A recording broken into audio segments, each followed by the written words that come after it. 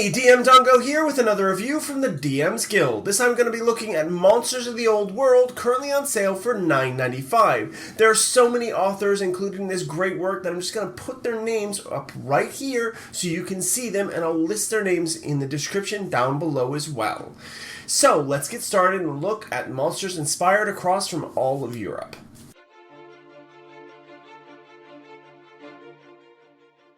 So, Monsters of the Old World is an amazing collection of more than 50 new monsters hailing from all over Europe. Some you may be familiar with, others may be new to you, but every single one is presented with a glorious illustration along with its stat block and a bit of lore to place it in your Dungeons & Dragons game. Along with the creatures themselves, and not all of them want to dismember your players, you also have several tables to help you place the creatures, sorting by type, CR, and terrain. So looking for something from the desert or maybe something from the forest, you've got some kind of play there to figure out where things are going. In addition, you have a table detailing where each of the creatures come from in the real world, and very importantly in this case, a pronunciation table. I'll pick out a few of my favorites just to give you a taste of what you're getting here. First up is the Jormungand. For those of you who know your Norse mythology, this one may be very familiar. An enormous CR30 monster capable of consuming whole cities in a single bite.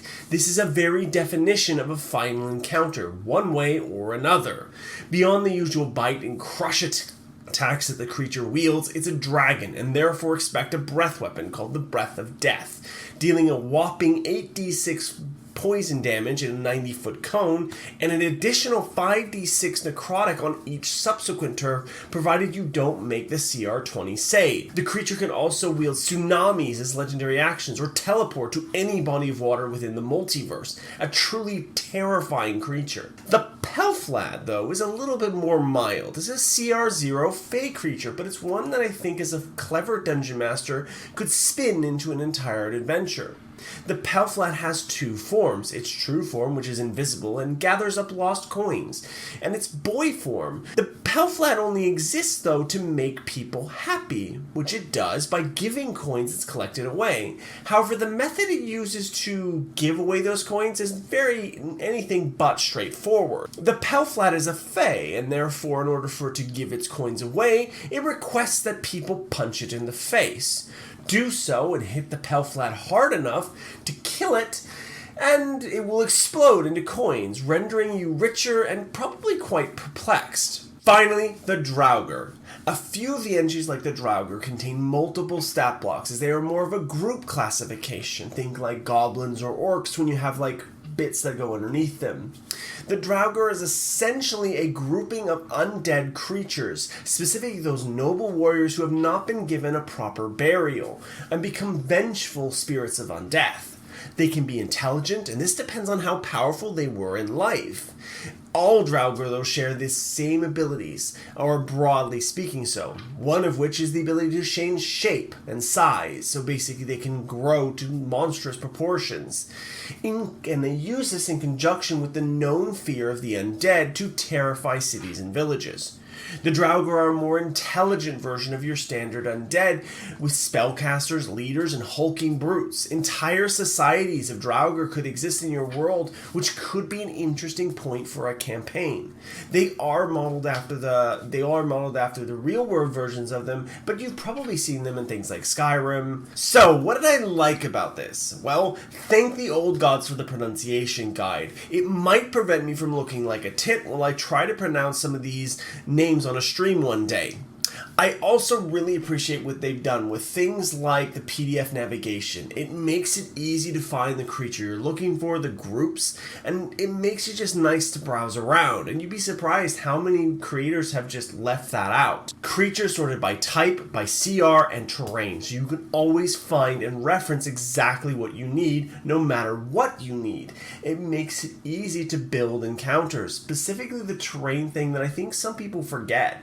Where are these creatures placed? place? Where are you going to find them? Are they going to be everywhere, or are they like the undead? Some of the undead are kind of like everywhere, but like something specific, like a beetle or some kind of forest creature, or maybe like a tree. You would expect to find a tree in the desert, but that's obvious. Some more like esoteric ones, like there's these things called the white people.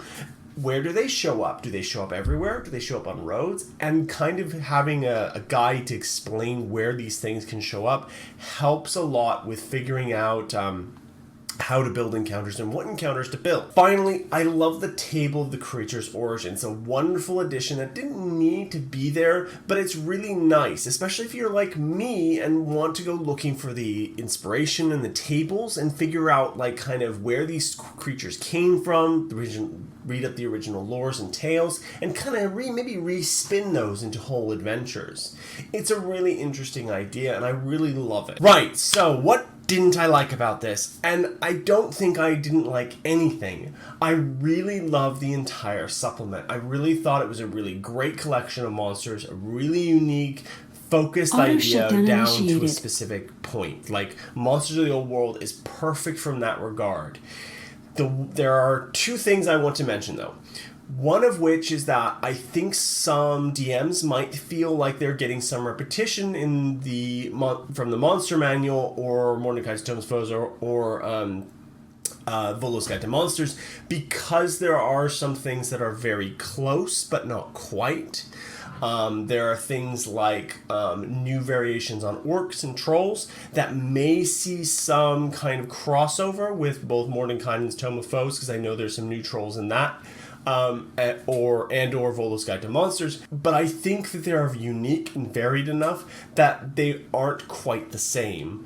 And I feel like there's a good argument to say you are still getting a new and unique monster, but your players, if they see it, might go, "Oh, that's a plague troll, or that's a blah blah blah." It's like, well, no, this one's slightly different because this is a forest troll and it has very specific properties attached to it that you don't know about yet. But they might make the assumption or might make a leap of faith based on what it looks like, because they are similar. Like, if you're describing it by words unknown, you might get confused. That's a minor thing, and I think that's something that I don't think detracts from the product. But I do have one other point, which is I want to see the group of creators here, maybe not this specific group, but more like the organizational person, whoever that was, to take the book and take the concept and bring it to places that to other places. Like, I want to see Monsters of the New World. I want to see Monsters of Africa. I want to see Monsters of Australia for anything. Like, I want to see different sections. I want to see this concept brought to other areas. Because we focus on Europe so much, I want to see the other areas. I want to learn about those legends and cultures via this medium. I do spend some time learning about those cultures in other ways, but via D&D it tends to be very lackluster, and I want to see it taken with the same care and attention that this has. Right, on to my final thoughts in my rating. So, as a product, as a collection of monsters, and a very good one, I can't give it anything but 5 out of 5. The only thought I had, the only detraction I have is I want more of them, and I wish that there was a sequel to it. And that's it, really. So to do that with a monster book and to make sure they're all balanced, interesting, unique, and challenging in their own ways is really difficult. You're getting a fantastic collection of creatures and monsters and lore to help you build encounters. To help you not only build encounters from them, to build adventures around these creatures. And that's the big thing, is building a single encounter on some of these creatures is a waste. You should spend time reading the lore and building an entire adventure around some of these creatures. There are things like the Einhungar, which are roving bands of like warriors, and basically they just exist. You can build a whole adventure around that, and a really cool one. Or you can build something around the Pelf Lad. and do something around maybe his coins are stolen, maybe like something that he's been giving away to bad people and not really understanding. But you can build some really interesting, unique encounters that can sprawl out into whole adventures from a lot of the lore that's built into the book. And I think you should do that, and it's worthwhile. Anyways, this has been DM Dongo. Please do remember to like, comment, and subscribe. And if you want to pick up Monsters of the Old World, please do remember to use my affiliate code, which is down below. Peace out.